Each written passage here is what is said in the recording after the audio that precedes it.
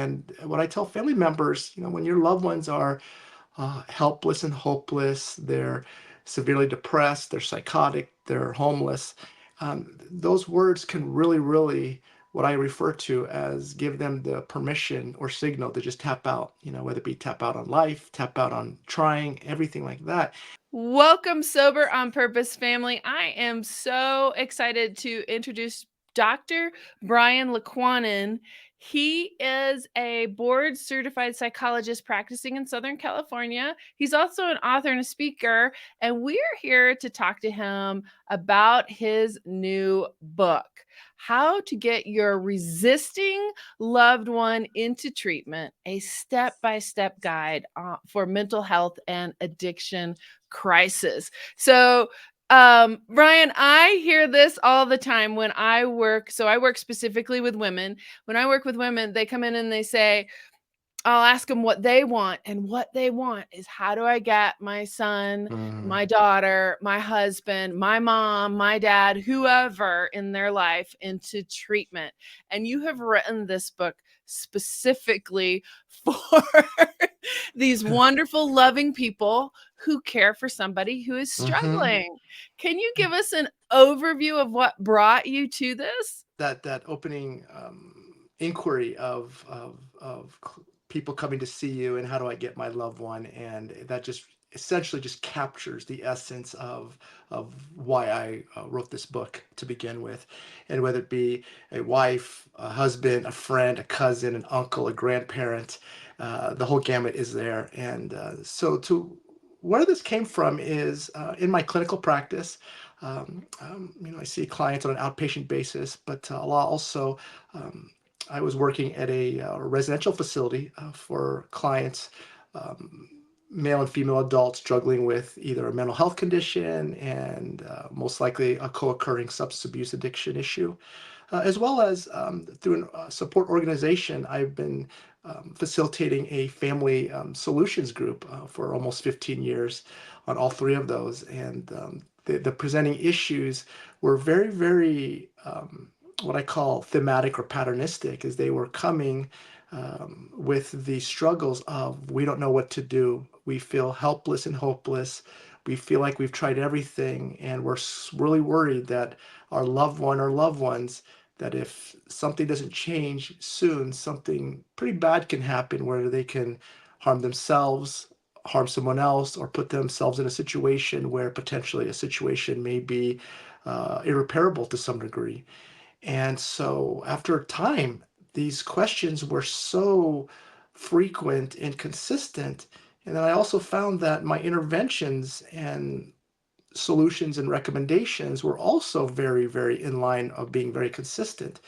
And it finally dawned on me after several people, whether it be families, individuals, asking, hey, do you have this written down somewhere in a slide or a sheet?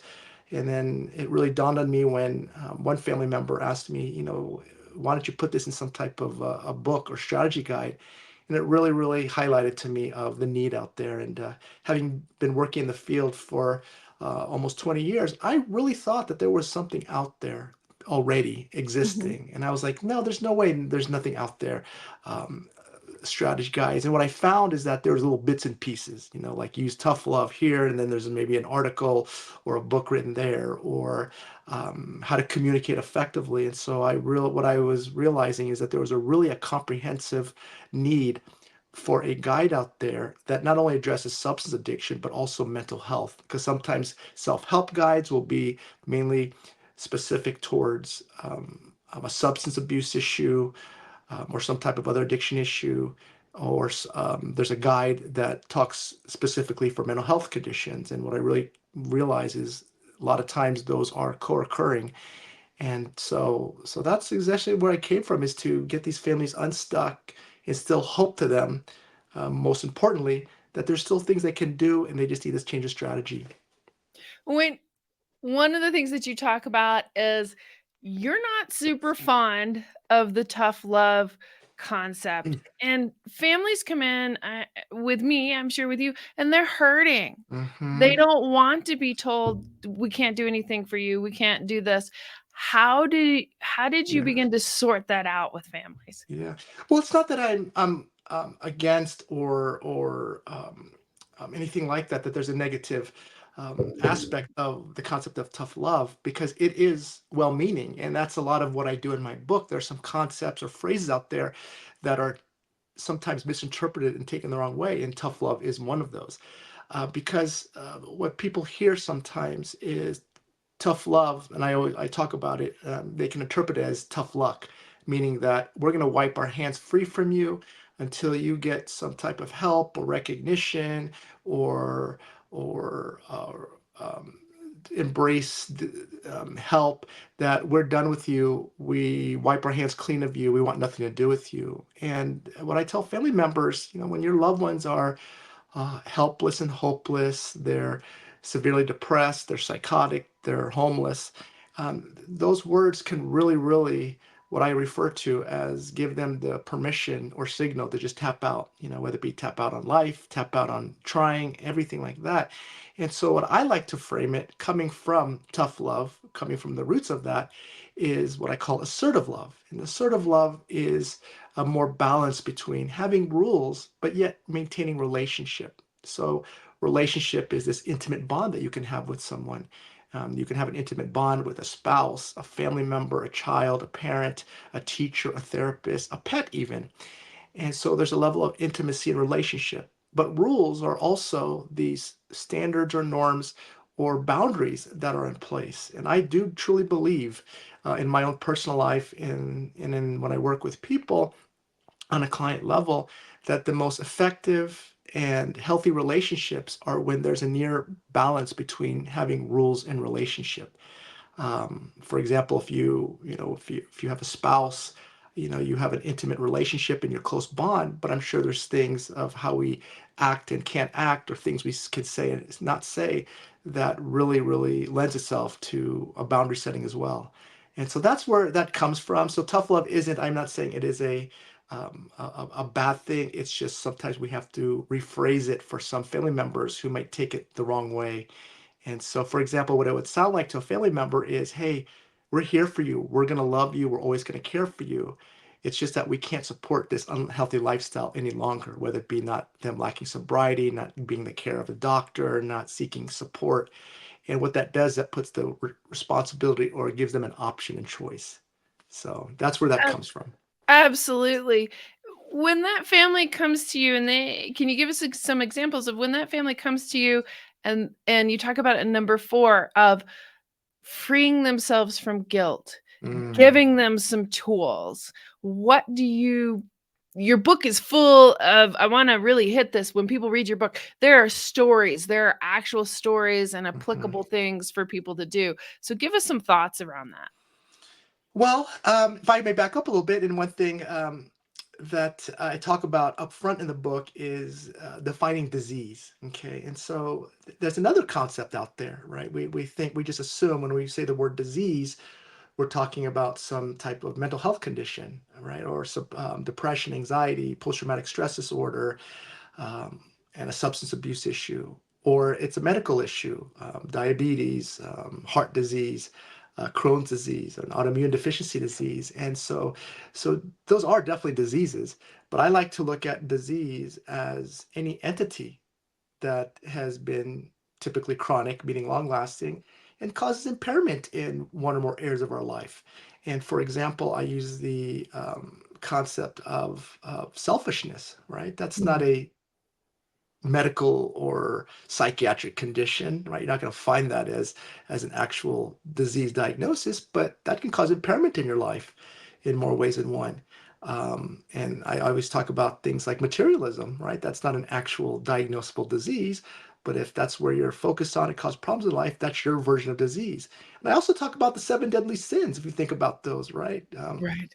Gluttony, pride, envy, wrath, and all of those. If that is an entity that causes impairment in your life, that's your version of disease. And so my point is we all have a version of our own disease or diseases, which also means we are in some form of recovery as well. And so with the first thing we think of recovery is, oh my gosh, what medical condition did you suffer, like a stroke or a heart attack, or what substance are you trying to um, become abstinent from, right? Alcohol or heroin. And no, a disease is any entity that causes impairment. And so recovery is an intentional plan in place for better outcomes and healthier living. And so in essence, if we all have our version of a disease or diseases, we all have our own version of recovery. And I do believe, truly, truly believe that our recovery is the most important thing, is because of the attributes contained under a strong recovery program, such as like the honesty and fellowship and so forth. And I believe if everyone focuses on really, really maximizing their best recovery, that I think the world could be a better place. And so yes, the must know, release yourself from guilt. And so the reason why I was talking about the disease so much is I personify it as this entity, right? You take out your loved one's disease, I guarantee you, and I see it all the time where individuals struggling themselves or these family members brag about their loved ones. They're so smart, they're intelligent, they're graduate Mm, students, they're mhm, parents, they're aspiring mhm. athletes, they're philanthropy leaders, they're business owners. Great entrepreneurs. I mean, if Yeah, you great turn the entrepreneur. need for the addiction around to getting the entrepreneurial stuff done, great at it, you Yeah, know? and you'll be amazed. I said you pluck that disease out of them. Not to say that the disease takes full accountability, and absolve them from any accountability, but that's what we're fighting, this personified entity that understanding its attributes and patterns. And so what I tell them is I like to use a lot of metaphors, and I look at the disease as like a vehicle, and not a very great looking vehicle, and its oil Right. and gas is guilt and fear, right? Guilt is this Ah, yeah, feeling yeah. of regret of having done or not done something. And so fear is one very legitimate, as well as guilt emotion, but at high levels in a chronic time, it prevents people from taking action. So guilt, you get all kinds of guilt. Guilt can be like, let's say, a parent to a child, and the Mm. child is a young teen or adult and struggling with substance issues and not getting help. And the guilt comes from, well, dad, you weren't sober, you were an alcoholic throughout my whole childhood, or mom, you weren't present, or you guys divorced and you went put me through a tumultuous divorce and so And it forth. shuts the parents down from helping and getting healthy, doesn't it? Yes, it's It like, just goes oh my God, you're right, and so forth. And so they take on that guilt. And so guilt is a very powerful emotion, but you have to release yourself from guilt, because this disease loves it. I call it calling that putting that card over your head. Like, well, you weren't there for me, or you didn't protect me from that abuser, or you brought in that boyfriend or girlfriend, and they it really took me away from my healthy living. And so guilt is really powerful. And so what I tell families, the one way to work through guilt is through an amends process, whether it be Mm. from 12-step Mhm. recovery or anything else. Amends means to repair, right? And Mhm. the way you repair is you usually take contrary action to those behaviors that you feel guilty about. If the Mhm. father, what I was giving an example, was an alcoholic throughout the son's life, the way you make amends or repair that is you be sober moving on. If you're a mother that had her own traumas and wasn't a great communicator with your child, your job is to educate yourself, work on your traumas, and work on being more present and mindful with your children or child. That's how you absolve yourself from guilt. And it's really, really powerful in that. And that's why the amends process is really powerful, is because we're not going to stay stuck here, because that will last a lifetime. I promise you, guilt does. And so that's where that comes from. So thank you for bringing that up. When you talk about that, you've talked about that a couple times in your books and your podcasts and those things of taking 25%, but working 100% on that 25%. Hmm. What if I as a family member don't want to? If I wanna say, "Oh, the mortgage would have got paid, the children would have been okay, Hmm. all these things would have been all right," had you, whoever you are, gotten your life together, not Yeah. realizing that that I'm acting in a crazy, Yeah. I'm causing trouble, I'm causing anger, even things that are good because I'm so angry, I'm Hmm. trashing all of those. Yeah. How do you talk about tough love? How do you bring that family member up short and go, "Hey, you've got Yeah. responsibility here too?" Yeah, yeah, yeah. And that goes to your other question that we're circling back to, about like a family member coming in and they're the ones that need to do the focus, and I'll do all the work and changes. What tends to happen a lot out there, when I find with families, is we tend to correlate the degree of someone's harm or destruction that they've caused is correlated to the degree of work they have to do. Right. Well, Mm. my God, you caused our family to go bankrupt. You harmed, your a family member, so you got to do most of the work.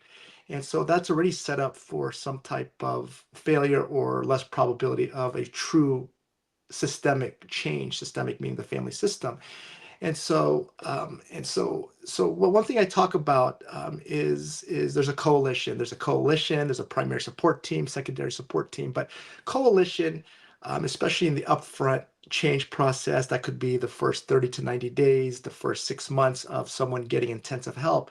The coalition are those very, very intimate members of the family who are willing to do the work and be a part of that process. And typically, but not always, those are usually parents, if there is. It could be a grandparent, it could be a spouse, and sometimes, when appropriate, teen, if they're appropriate enough, or adult children who are part of what I call that metaphoric boat.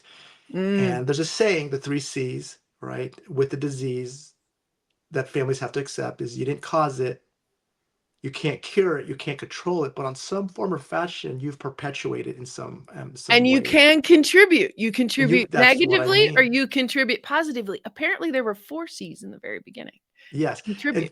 exactly, exactly. And so let's say that metaphorical boat, let's say there's four family members in a boat. Let's say it's a spouse, the struggling loved ones, mom and dad, and maybe an adult child in that boat. Um, um, and with the loved ones. So that's five people. So I tell them is that moving forward, if you truly want to be a part of this process and truly want change, moving forward for five people, you have to assume moving forward 20% responsibility for no matter what has happened, and you have to work 100% on that 20%. And because what's happening, it's an all hands deck approach, is because on some levels, if you support the notion that you perpetuate it, even coming from a good place, because coming from a good place doesn't always mean it's the right or the best place. Someone could Mm. have the word enabling. That's another word that I clarify in the book. But you could come from a good place, but it was counterproductive to the person getting help. And so because everyone is presented have their own strengths and maybe challenges and struggles.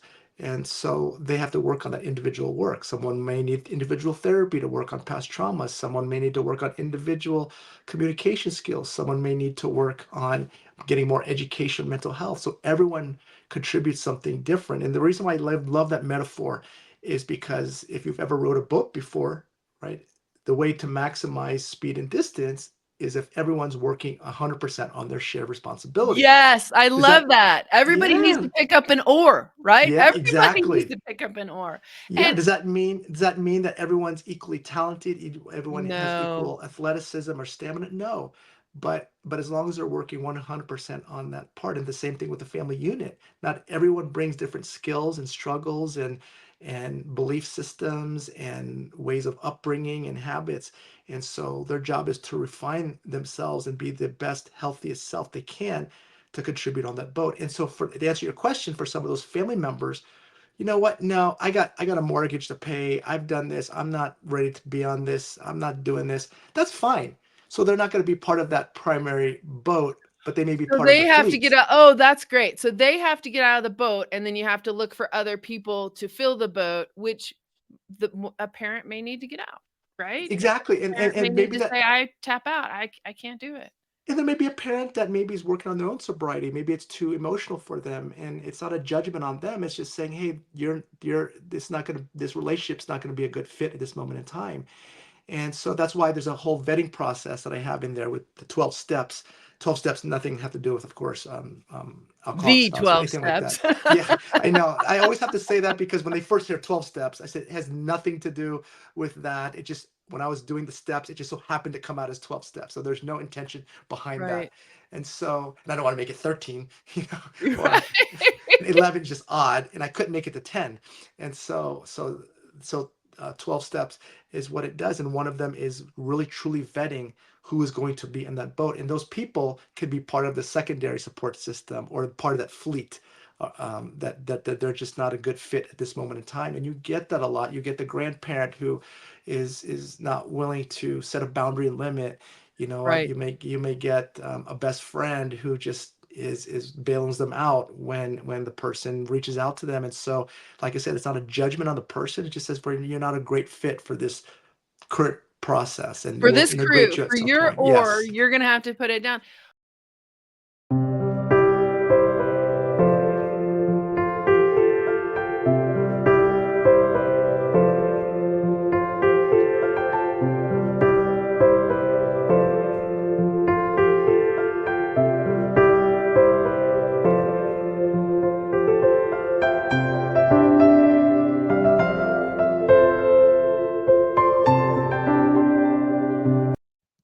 Two of the biggest lies that were ever spoken over me were from my own dad, that I was a liar and a sex addict. And that is unfortunately exactly what I became.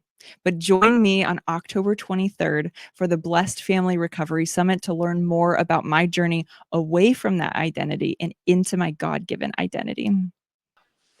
So many times women come to me and say, "What can I do? I need to do something." They are How relieved are families when you give them this vetting process and they have something to do?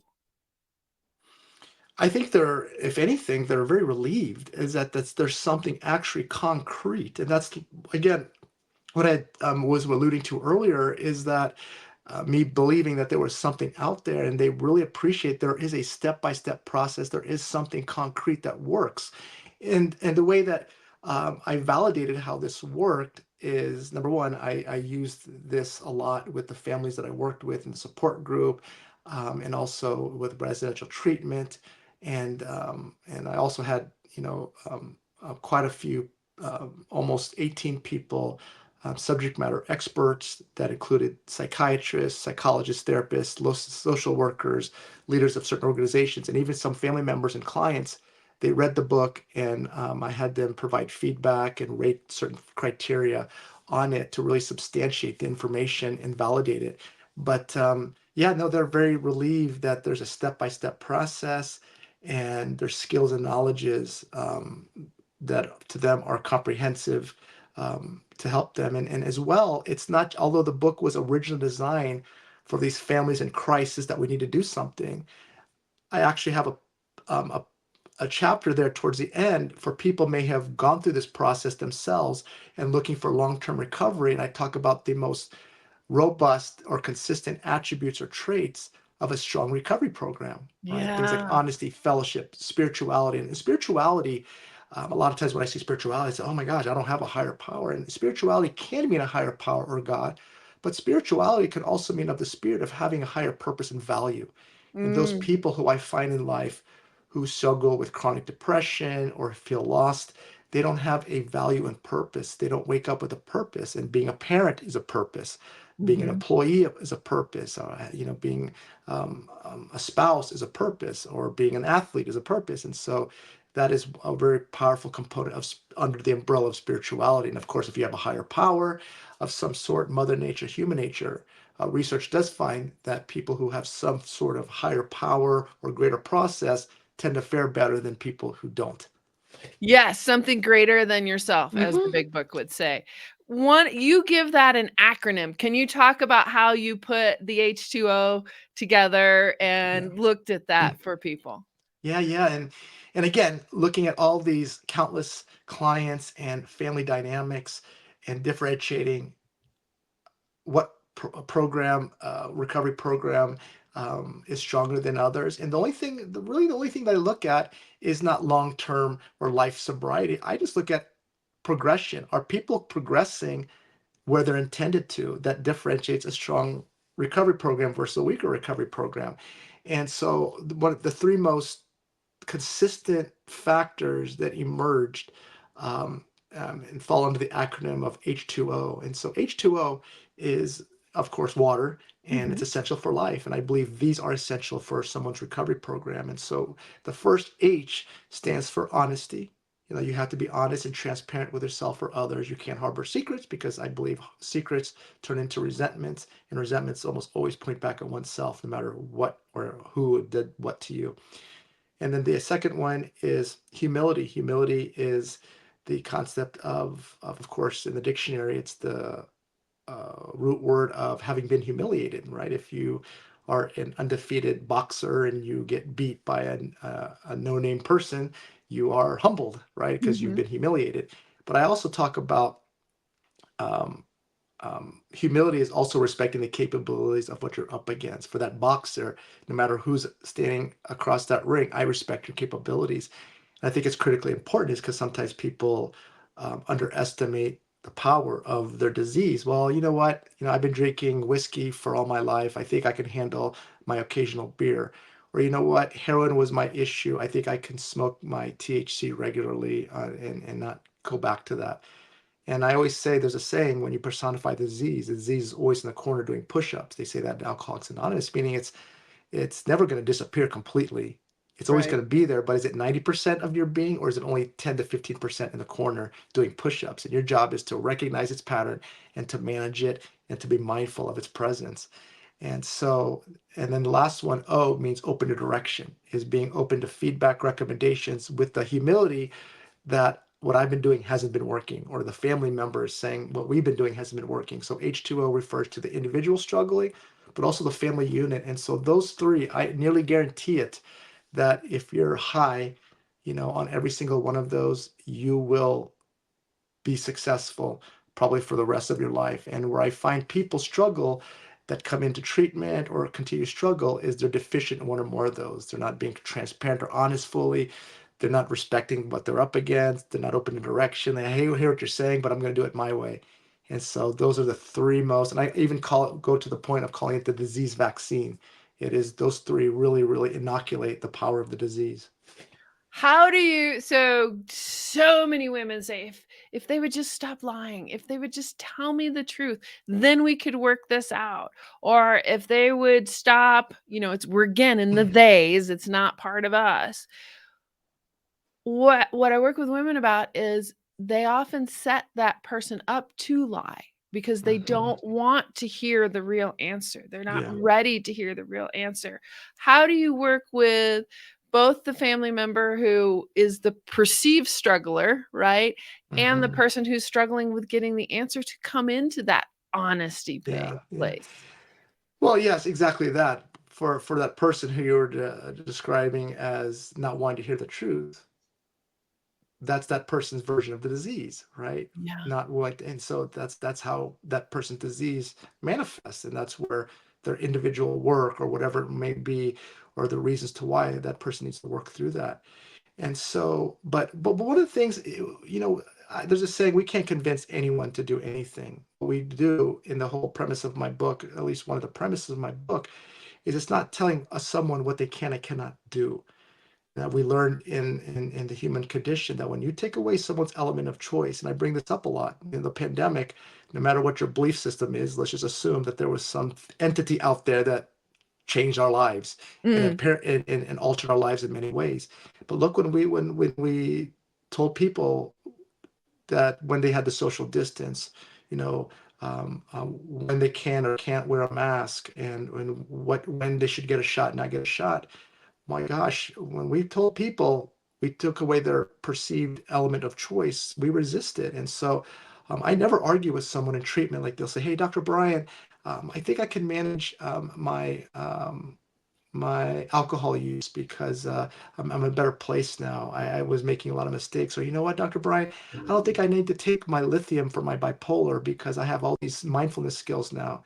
I said, I don't argue with you. I said, I'm not going to argue whether or not you're an addict or not, whether or not you need to take your meds or not.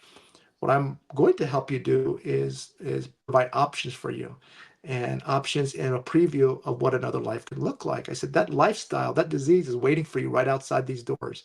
And you're more than welcome to get up back on that train.